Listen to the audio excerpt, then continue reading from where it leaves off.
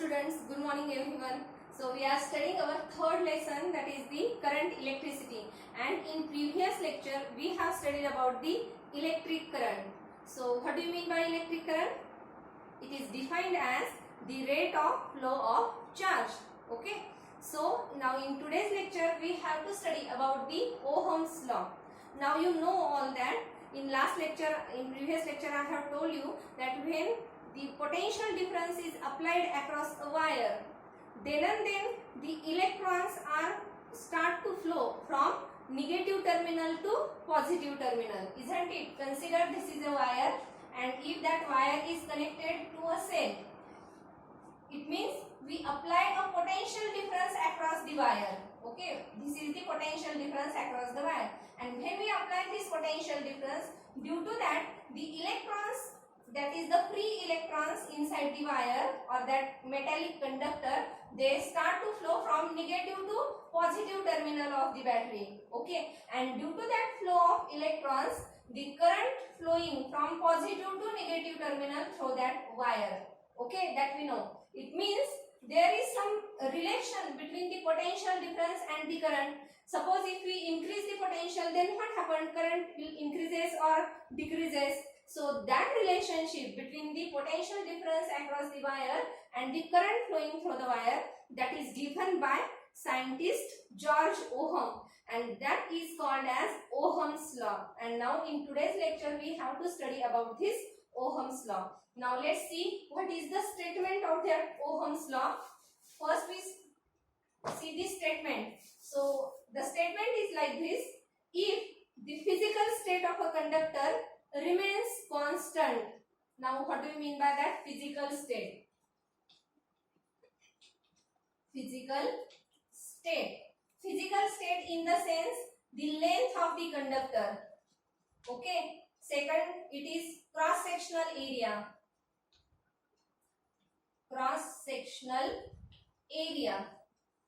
Suppose this is a wire. This is the length of the wire, it means that length of conductor, and the cross-sectional area means this area, cross-sectional area of that wire. Third, that is the material. Okay, material of the wire means by which material that wire is made up of. And then the last, that is the temperature of that conductor. So physical state means the length, cross-sectional area, material and the temperature. So if the physical state of a conductor remains constant, then the current flowing through that wire, is directly proportional to the potential difference applied across the two ends of the wire, or potential difference across the two ends of the wire. Okay, so this is the statement of Ohm's law. I again repeat. Okay, what is that statement? If physical state of a conductor, physical state in the sense length, cross-sectional area, material and temperature remains constant, then the current flowing through that conductor is directly proportional to the potential difference applied across the two ends of that conductor. Okay, so this is the Ohm's law. It means if we increase the potential difference, current also increases. That is the relationship between the potential difference and the current. If we decrease the potential, then current also decreases. Okay, so they are directly proportional to each other. But when the length of that conductor remains constant, it means we should not increase the length or decrease the length. Cross-sectional area remains the same, material remains the same, and temperature of that conductor should remains constant. Okay, so if this condition will be satisfied, then and then the current is directly proportional to the potential difference. Okay, so let us see which formula we will obtain from this. So this is the Ohm's law. Now from that law we can say that I, that is equal to, suppose if we have to replace this directly proportional to sign by equal to sign, then we have to put some constant here.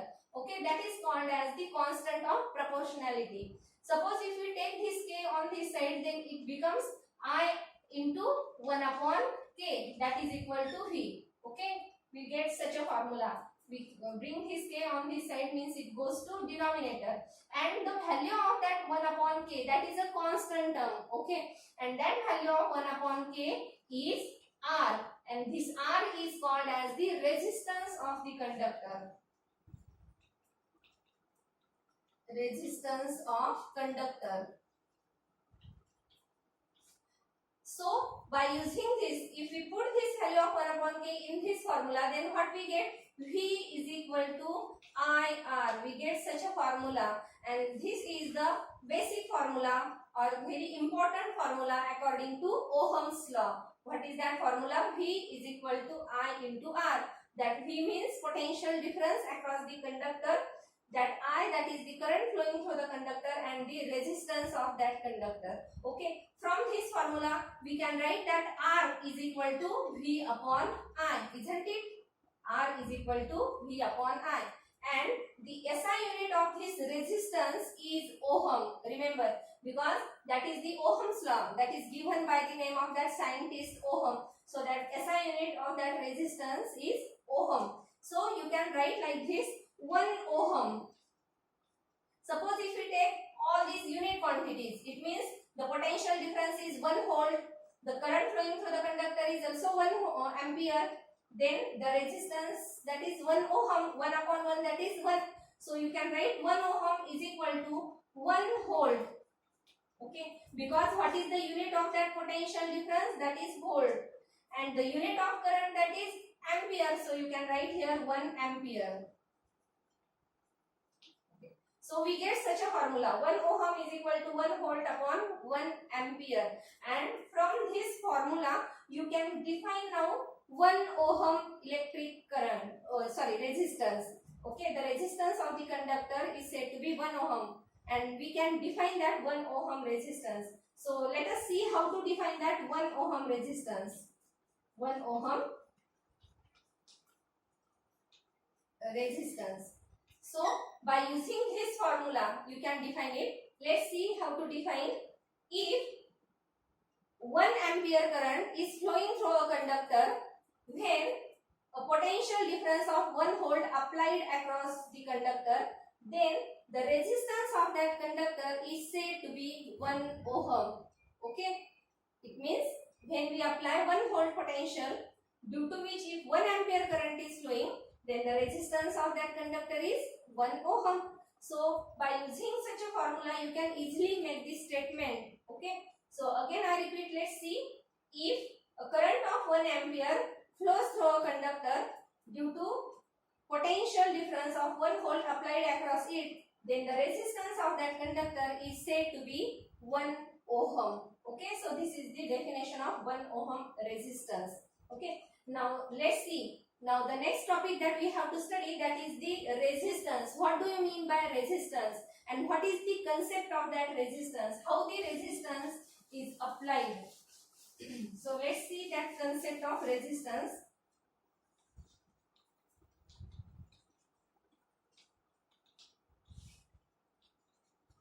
Now in previous lecture, I told you that when a wire is not connected to any external supply or any battery or any cell, then in that case, all the free electrons are in random motion, isn't it? Like this. Suppose this is a wire and the electrons are in random motion if that wire is not connected to any external supply. So all these electrons are such in a random motion. But when we apply any cell or external source, battery, to connect it across these two ends of the wire, then what happened? Due to the potential difference, all the electrons are flowing from negative to positive terminal of the battery, like this. Suppose if we connect this cell across the two ends of the wire, this is the positive terminal of the cell, this is the negative terminal of the cell. Then due to that potential difference, what happened?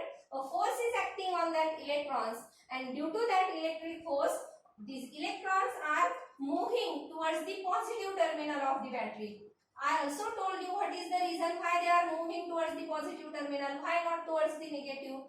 Because on these electrons, negative charge is there, and there is a force of attraction between the negative and positive. So all these electrons are moving towards the positive terminal of the battery. Okay, and due to that motion of electron, current is set up in that wire, and but the conventional direction of current is always opposite to that flow of electron. Remember, The current flows from positive to negative. That is the conventional direction of current.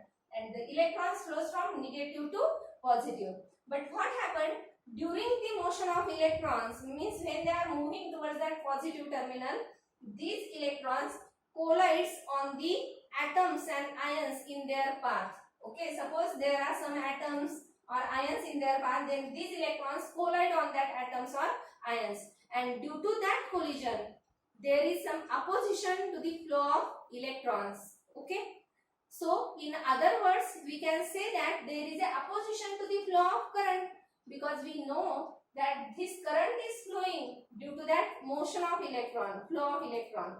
Okay, why the current is flowing?